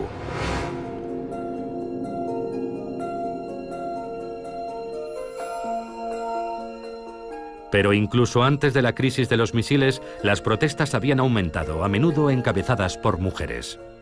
No den leche radiactiva a mis hijos. Hacen pruebas atómicas. El viento lleva la radiación hasta los campos donde pastan las vacas y después cogen su leche y se la dan a nuestros hijos. No pueden seguir haciéndolo. Tantas madres se manifestaron contra las pruebas nucleares atmosféricas que finalmente el gobierno de Estados Unidos dijo: de acuerdo, haremos pruebas subterráneas.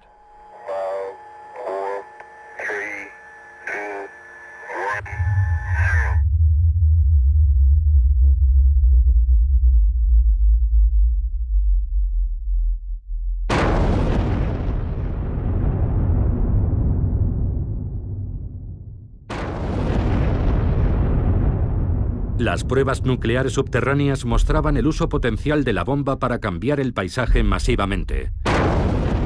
Puede que para construir carreteras, puertos, canales. Las pruebas comenzaron en 1945 y continuaron hasta el 62. Y se realizaron más de 200 detonaciones nucleares.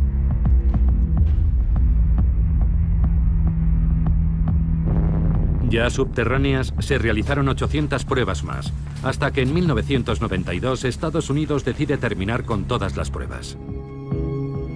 Pero los ensayos subterráneos solo fueron el primer paso. Libros y películas comenzaban a explorar lo que sería una guerra nuclear y el día después. Dramas lúgubres como La hora final, Punto límite, La oscura sátira, Teléfono rojo, Volamos hacia Moscú, o No Nukes, un documental sobre el concierto y la manifestación. El día después, una película para la televisión que vieron 100 millones de espectadores se convirtió en un auténtico acontecimiento cultural. Y Juegos de guerra, que alerta de que el único movimiento ganador en la guerra nuclear es no jugar. Lentamente pero con firmeza, el público dirige a sus líderes.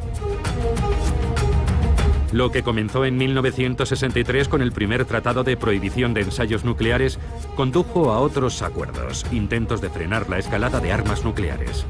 En 1986, Ronald Reagan es presidente de Estados Unidos, George Shultz, su secretario de Estado. En octubre, Reagan se reúne con el líder soviético Mikhail Gorbachev en Reykjavik, y algo extraordinario sucede. El presidente Reagan estaba sentado en un extremo de la mesa y yo a su lado. Gorbachev estaba en el otro extremo con Shevardnadze y hablamos de eliminar las armas nucleares. Reagan y Gorbachev, de una forma espontánea e improvisada, dieron el paso más importante para alcanzar un pacto entre las dos superpotencias y desnuclearizar lo que se había hecho hasta entonces y lo que llegaría después. Fue un momento espectacular en el que los presidentes de dos superpotencias enemigas de repente encuentran un punto común, un deseo común. Pero ese deseo compartido, liberarse de la bomba, resulta imposible. El principal escollo es una nueva tecnología estadounidense. La Guerra de las Galaxias, promovida por Edward Teller. Era una tecnología que los soviéticos no tenían, y ellos pensaron que podría usarse para imposibilitar que los soviéticos tuvieran una fuerza nuclear disuasiva. Y Gorbachev no pudo aceptar eso. La Guerra Fría llegaba a su fin. 3 años después de Reykjavik cae el muro de Berlín. En 1991, Mikhail Gorbachev disuelve la Unión Soviética. Todo sin haberse usado la bomba. Nos libramos por muy poco. Hubo un par de momentos críticos en el camino y... la verdad, creo que tuvimos suerte. Estos dos países fueron capaces de terminar con la confrontación más peligrosa y prolongada de la historia. En el punto álgido de la carrera armamentista nuclear, la Unión Soviética y Estados Unidos sumaban juntos más de 60.000 armas nucleares. Es una absoluta locura. Y cuando pase el tiempo suficiente y miremos hacia atrás, lo veremos como un momento de absoluta locura de la humanidad. La capacidad destructiva en ambos lados superaba el 5000%. Hubiera sido una catástrofe definitiva y, a pesar de todo, funcionó.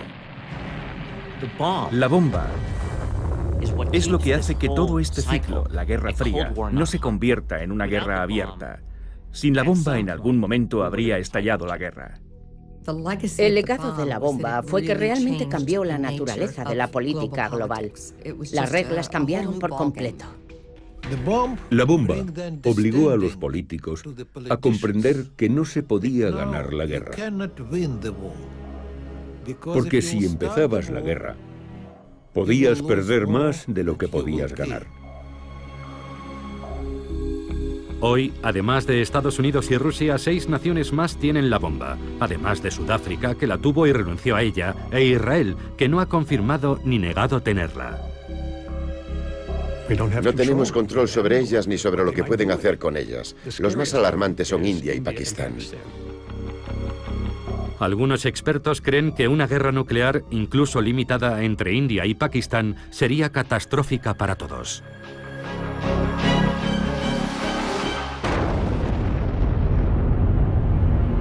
Las ciudades arrasadas generarían una nube tóxica tan grande que habría una especie de invierno nuclear en todo el mundo, provocando una bajada de la temperatura global que causaría una catástrofe agrícola mundial. 2.000 millones de seres humanos morirían de hambre. La gente no entiende el peligro. No entiende que la probabilidad de que eso ocurra es realmente elevada y no comprende su magnitud. Hace 70 años, unos cuantos garabatos en una pizarra abrieron la puerta a una nueva realidad. Decisiones fatídicas pusieron al mundo en el camino de las armas nucleares. Yo no me siento culpable por ello. En mi opinión, si no lo hubiéramos hecho nosotros, otros lo hubieran hecho. Y lo hubieran hecho con nosotros en cualquier caso. No hay vuelta atrás. El conocimiento de cómo podemos destruirnos a nosotros mismos está aquí para quedarse. Y nuestra tarea es aprender a vivir con eso. Creo que lo que debe darnos esperanzas es que en todas estas décadas, desde 1945, nunca se ha lanzado una bomba por ira, en ninguna parte del mundo. Hemos logrado de alguna manera mantener el dedo alejado del botón, y esperemos que se continúe así.